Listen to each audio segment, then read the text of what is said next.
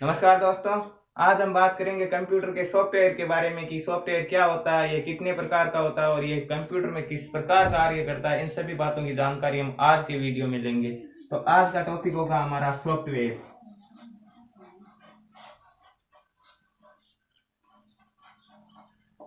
Software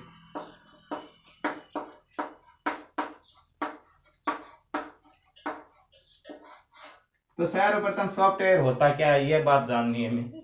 तो software computer की screen पर हम देखते हैं, जब अलग अलग कार्य करते हैं तो अलग अलग प्रोग्राम हमें दिखाई देते हैं कंप्यूटर में। तो प्रोग्राम अलग अलग बहुत सारे प्रोग्राम दिखाई देते हैं, तो वो क्या हो गया, एक प्रोग्राम का समूह हो गया। तो साधारण भाषा में हम क्या कहते हैं, प्रोग्राम के समूह को सॉफ्टवेयर कहते हैं। प्रोग्राम का समूह है, ये सॉफ्टवेयर होता है। ठीक है। अब सॉफ्टवेयर क्या है, कंप्यूटर के अंदर स्क्रीन पर हमें दिखाई देते हैं, अर्थात इसके हाथ नहीं लगा सकते हम। जिसके हाथ लगाएंगे वो स्क्रीन एक हार्डवेयर होगी, जो मॉनिटर एक हार्डवेयर होगा, कीबोर्ड हार्डवेयर होता है, परंतु सॉफ्टवेयर को हम छू नहीं सकते। तो सॉफ्टवेयर को क्या है, छू नहीं सकते।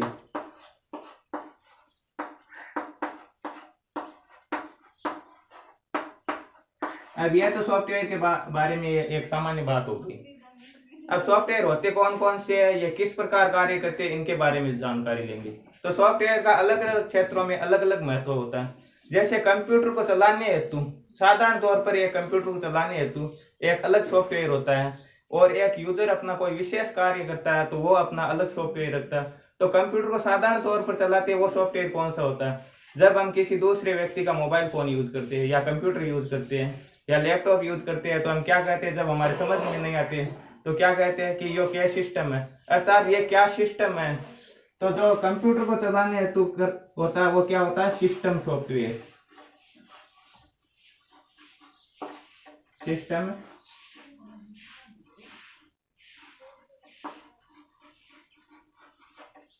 सिस्टम सॉफ्टवेयर, हिंदी में इसे सिस्टम सॉफ्टवेयर ही बोलेंगे।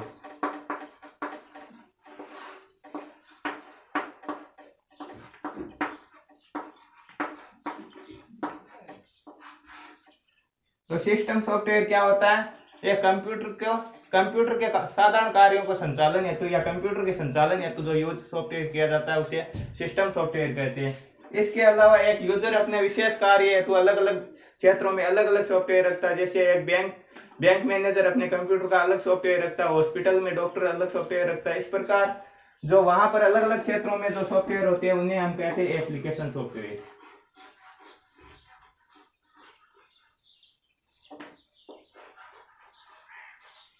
Application software.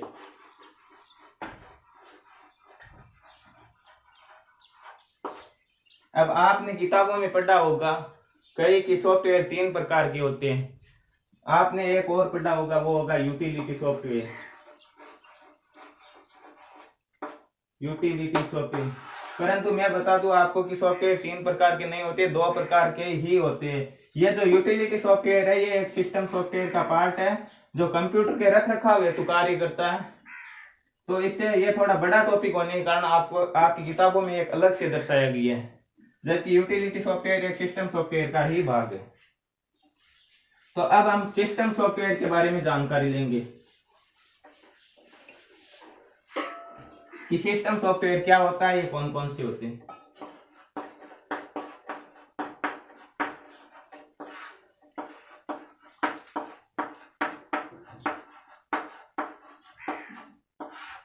तो सिस्टम सॉफ्टवेयर के बारे में आप जानते हैं कि कंप्यूटर के कार्यों के संचालन हेतु या कंप्यूटर के संचालन हेतु कार्य करता है।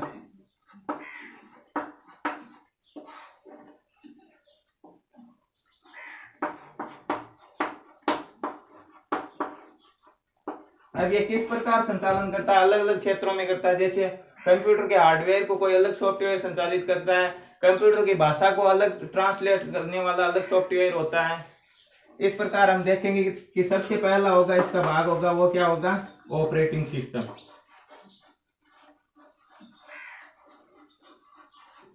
ऑपरेटिंग सिस्टम, ऑपरेटिंग सिस्टम क्या होता है, यह कंप्यूटर में हार्डवेयर के कार्यों का संचालन करता है।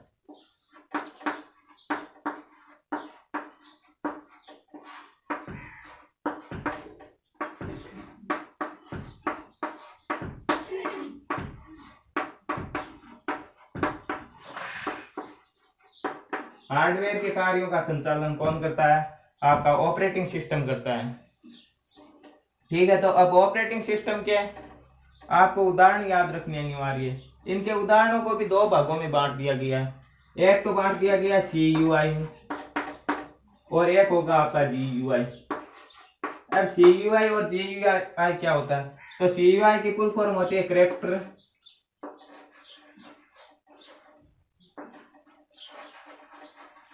यूजर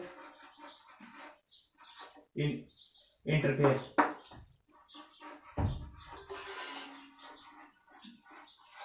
और इसकी होगी ग्राफिकल यूजर इंटरफेस। तो ये कैरेक्टर बेस्ड होते हैं और ये ग्राफिकल बेस्ड होते हैं। अब इनके उदाहरण कौन कौन से होते हैं ये ध्यान में रखना अनिवार्य है। तो CUI का उदाहरण होगा आपका एक तो डोज DOS और एक होगा यूनिक्स। इसके अलावा ग्राफिकल यूजर इंटरफेस के उदाहरण होंगे आपके लिनक्स और एक होगा विंडोज।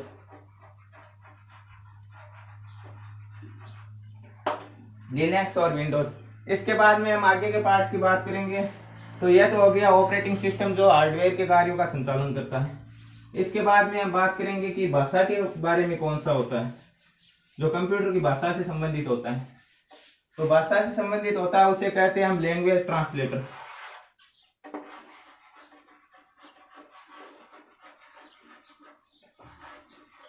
Language translator.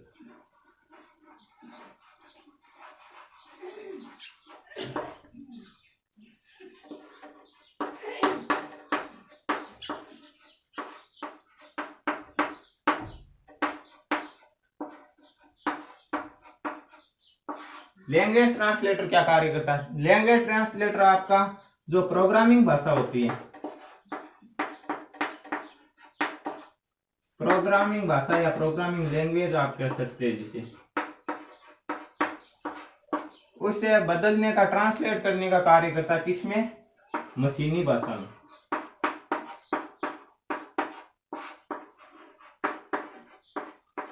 और जो मशीनी भाषा होती है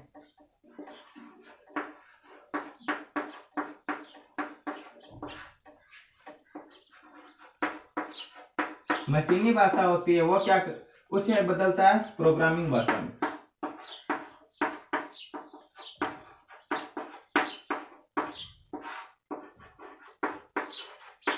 अर्थात प्रोग्रामिंग लैंग्वेज को मशीनी लैंग्वेज में और मशीनी लैंग्वेज को प्रोग्रामिंग लैंग्वेज में बदलने का कार्य करता है आपका लैंग्वेज ट्रांसलेटर।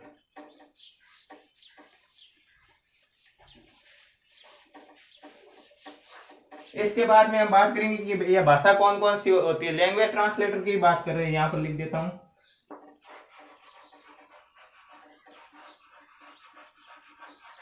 लैंग्वेज ट्रांसलेटर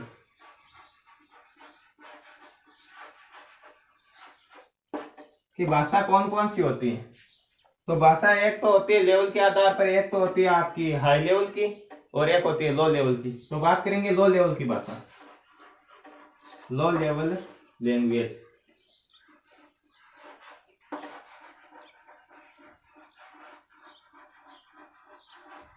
अर्थात आप इसे कह सकते हो निम्न स्तरीय भाषा। ये जो निम्न स्तरीय भाषा होती है ये क्या होती है? ये आपके हार्डवेयर पर निर्भर करती है, डिपेंड ऑन हार्डवेयर, अर्थात हार्डवेयर पर निर्भर करती है।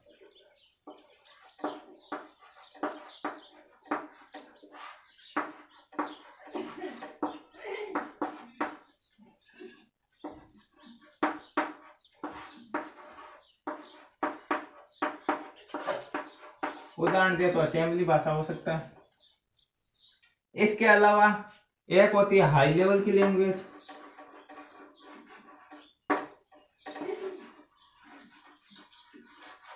High level language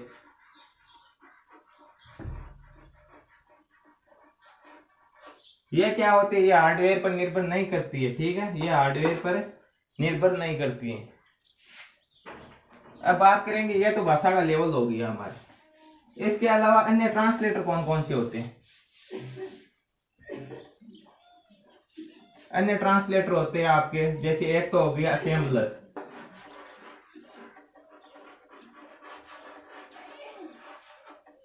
assembler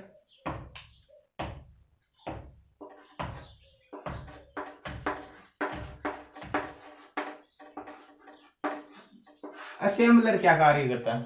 assembler का कार्य होता है असेंबली भाषा को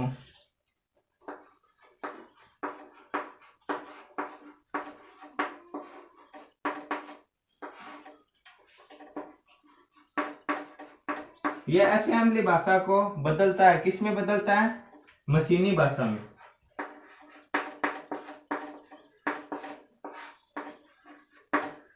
असेंबली भाषा को मशीनी भाषा में बदलने का कार्य असेंबलर करता है। और जो ये असेंबली भाषा है, ये आपको बता दूं कि यह निम्न स्तरीय अर्थात लो लेवल की लैंग्वेज होती है।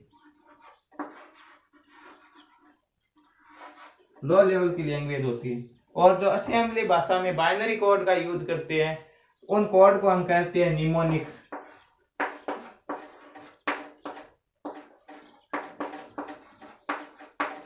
आप कमेंट करके ये बताना कि बाइनरी कोड को हिंदी में क्या कहते हैं। जो इस कंप्यूटर के प्रकार का वीडियो डाला है हमने, उसमें बताया गया कि बाइनरी कोड को हिंदी में क्या कहते हैं। इसके बाद में दूसरा ट्रांसलेटर आता है हमारे पास, कंपाइलर।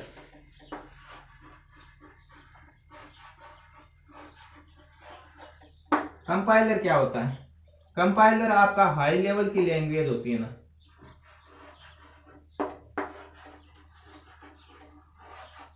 High level language.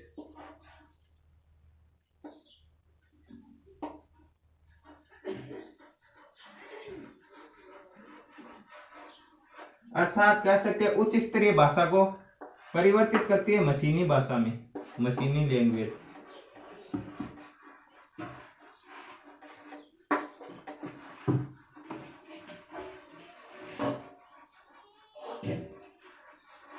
मशीनी भाषा में परिवर्तित करती है। और जो कंपाइलर होता है ना, ये आपके पूरे प्रोग्राम को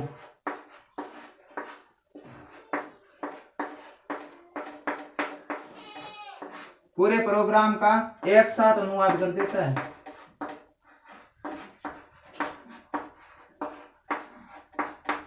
इसको खतरनाक हुआ है कंपाइलर।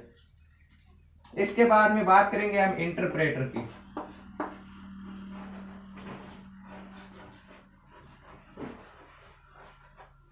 इंटरप्रेटर क्या होता है? यह भी हाई लेवल की लैंग्वेज को मशीनी लैंग्वेज में बदलता है। अर्थात कह सकते हैं उच्च स्तरीय भाषा को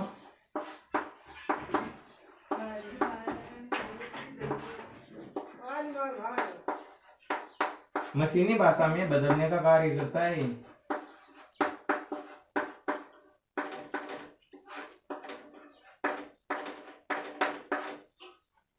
उच्च स्तरीय भाषा को मशीनी भाषा में बदलने का कार्य भी इंटरप्रेटर करता है।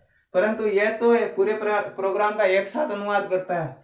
यह भी पूरे प्रोग्राम का अनुवाद करता है, परंतु एक साथ नहीं, लाइन बाय लाइन करता है, लाइन बाय लाइन। तो जो आपका इंटरप्रेटर होता है वो पूरे प्रोग्राम का लाइन बाय लाइन अनुवाद कर देता है। ठीक है, यह हो गया आपका लैंग्वेज ट्रांसलेटर। इसके बाद में हम बात करेंगे डिवाइस ड्राइवर की।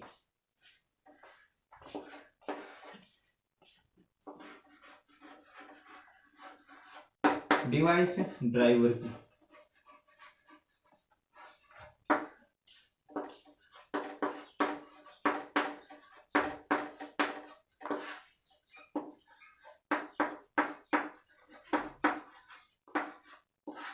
ये डिवाइस ड्राइवर क्या होता है? ये डिवाइस ड्राइवर तो कंप्यूटर के साथ अन्य हार्डवेयर डिवाइसों को जोड़ता है। ठीक है, अन्य हार्डवेयर को जोड़ने का कार्य करता है।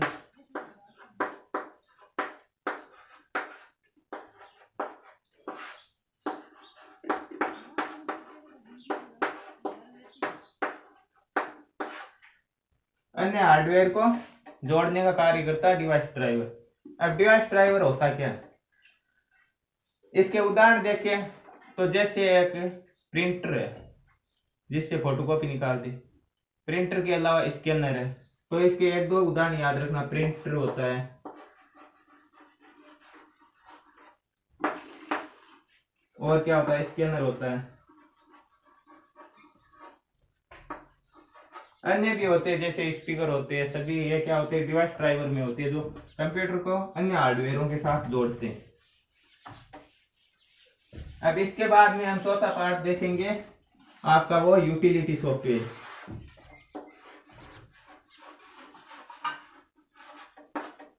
यूटिलिटी सॉफ्टवेयर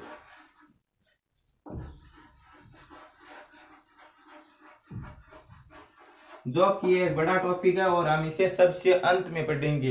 यूटिलिटी सॉफ्टवेयर पढ़ने से पहले आगे वाले वीडियो में हम पहले एप्लीकेशन सॉफ्टवेयर की बात करेंगे और उसके बाद में हम यूटिलिटी सॉफ्टवेयर पढ़ेंगे। ठीक है, तो आज के लिए इतना ही। बाकी आगे वाले वीडियो में हम एप्लीकेशन सॉफ्टवेयर की बात करेंगे और उसके बाद में यूटिलिटी सॉफ्टवेयर